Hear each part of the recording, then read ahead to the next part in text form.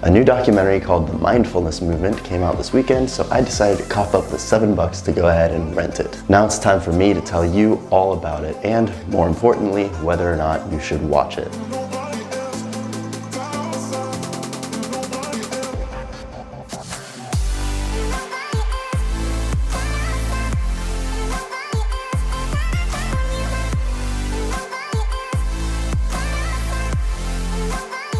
I'm Michael Dennis, and I make videos about confidence, productivity, and happiness so you can get shit done and love every step of the way. If that sounds like something you're interested in, go ahead and hit that subscribe button for more videos twice a week just like this. First, I'm going to explain the general structure of the film before getting into a brief summary, and then after that, I'm going to get into the 4 biggest takeaways, or the wow moments as I like to call them, and then I'll finish off with my rating and recommendation. So the film starts by sharing the stories of 4 people who had traumatic backgrounds who ended up using mindfulness to get out of the dark places they were in. And it starts out with chapter 1 of each of their stories. So essentially the backstory and how they got to such a dark place before going on to some other stuff, just general interviews and whatnot. And then it revisits those people for chapter 2 of their stories, which is how they use mindfulness to get out of it. And then it goes back to the interviews and whatnot, just general stuff about mindfulness, before getting to chapter 3 of their stories, where it kind of wraps everything up. It's like a where are they now sort of thing. And so all that stuff in between the stories is mostly just interviews with people who have either started organizations or written books about mindfulness. And they also throw in a ton of clips from the news and from TV with famous people like Oprah Winfrey and Patrick Dempsey talking about mindfulness and its benefits. All right, and now moving on to the brief summary, I'm going to explain what it talks about, who it can help, and why it's important. So the main thing that the film does is it dives deep into the neuroscience behind mindfulness and meditation, both in terms of the short-term and the long-term effects.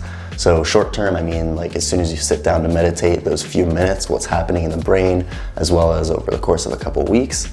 And in terms of long-term, it's studying the long-term practitioners of meditation who've been doing this for years, and it tells you the effects that that has on the brain. And of course, it kind of touches on the history of mindfulness and how it came over here to the US, as well as the current state of mindfulness. It touches on a wide range of topics, varying from meditation apps to mindful eating to even having a couple short meditations throughout the film. All right, so who can benefit from mindfulness? The first and probably most obvious is anybody with any sort of trauma, because the movie follows the stories of 4 people who all had very traumatic but very different backgrounds, and explains how mindfulness helped each one of them come out of that. But in addition to that, it explains how it can help athletes, police officers, prisoners, veterans with PTSD, smokers who want to quit, organizations because it can help people be more productive and improve their bottom line, people with insomnia, people with ADHD, the list goes on and on. And so why is it important? Of course, it can help heal all sorts of different people's traumas, as well as just live a happier, more productive life. And of course, if it can have such profound effects on individuals,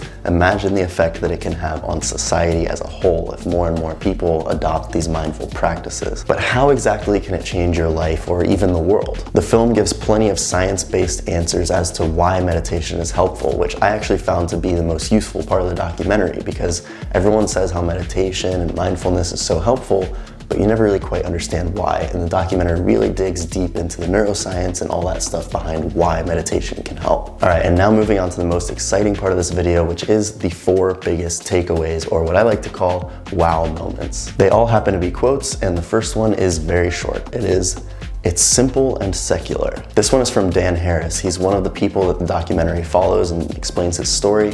He was basically an ABC News anchor, and you'll get the full story if you watch the actual film, but basically he was one of those skeptics who thinks that spirituality and mindfulness and all that stuff is just for hippies, and it's something you have to believe in, and it's really complicated. You have to sit in some weird position and make these funny sounds and stuff to meditate, but he actually realized it's not that difficult and it's not that weird.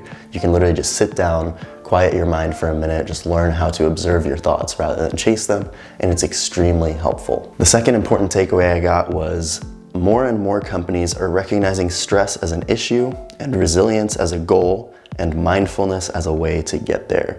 Now, this was by Andy Lee, who is the Chief Mindfulness Officer at Aetna. Aetna is an insurance company, and the CEO at one point had a very life-changing experience with mindfulness, so he decided to incorporate that into the company by hiring a Chief Mindfulness Officer. Now, the reason why I think this quote is so important is because stress is such a big part of everyone's lives, especially when it comes to the workplace. And of course, as it turns out, mindfulness is a very effective and very cheap way of reducing stress in your employees. All right, so this third quote is the one that absolutely blew me away. If I had to take one key takeaway from this, it would be this one. Unhealthy lifestyles are causing 50 to 70% of all healthcare costs. So instead of looking for the cure, we need to cure inside ourselves. That was Bill George. He's a senior fellow at Harvard, and he's just explaining how healthcare is just a big issue these days, especially now in the time of the election. Everyone's saying, oh, how are you gonna fix the healthcare problem? Well, guess what? If we could fix it within ourselves, if we could just live a healthier life, healthcare wouldn't even be an issue. And this last one is a close second. It's also extremely important. And this one was said by Deepak Chopra, who's one of the producers of this film. And he was originally a board certified physician, but then he kind of moved into the realm of mindfulness and spirituality. And he took a while to explain himself. So actually right here, I'm gonna be paraphrasing, but he said that awareness has been around for thousands of years, but was only known by a few luminaries in society. But now, thanks to globalization, social media, etc., it's available to everyone. This absolutely blew my mind because it made me realize, oh my God, mindfulness and just being present, being aware of what you're doing is so important that I think it's actually been one of the key factors behind so many successful people's successes. So whereas before this knowledge was reserved for those few people that achieved great things, now it's available to literally anyone. So if you want to achieve great things in your life, go ahead and adopt mindfulness and you will probably see massive results. All right, so now for my thoughts and my rating and recommendation and all that good stuff. So like any documentary like this one, it clearly has an agenda and it only talks about the positives. However, after I thought that, I was like, wait a minute, but what are the negatives? I really don't think there are any negatives. Like what, worst case scenario, you're gonna waste 5 minutes a day for a few weeks on meditating until you realize that it doesn't work for you? Like there's no bad health benefit or anything like that they leave out. But anyway, for me, a really good documentary is one that really makes you feel good while you're watching it, or at least brings you on a whole emotional journey throughout it and compels you to take action. I felt like this one was definitely informative, but it wasn't quite as compelling as it could have been. I think it's a great introduction to mindfulness for those who either have heard about it and just haven't quite started it yet, or those who have never even heard of it at all. But if you've already known a good amount about meditation and mindfulness, this documentary probably won't add much value to you. With all that being said, I would give this documentary 4 stars out of 5, and yes, I would recommend it, especially for beginner meditators or people who haven't heard of mindfulness at all. So while it may not be for those advanced meditators, I think for the general public, it is a very informative and somewhat compelling documentary that will hopefully get you to start adopting mindful practices, because it will improve your life so much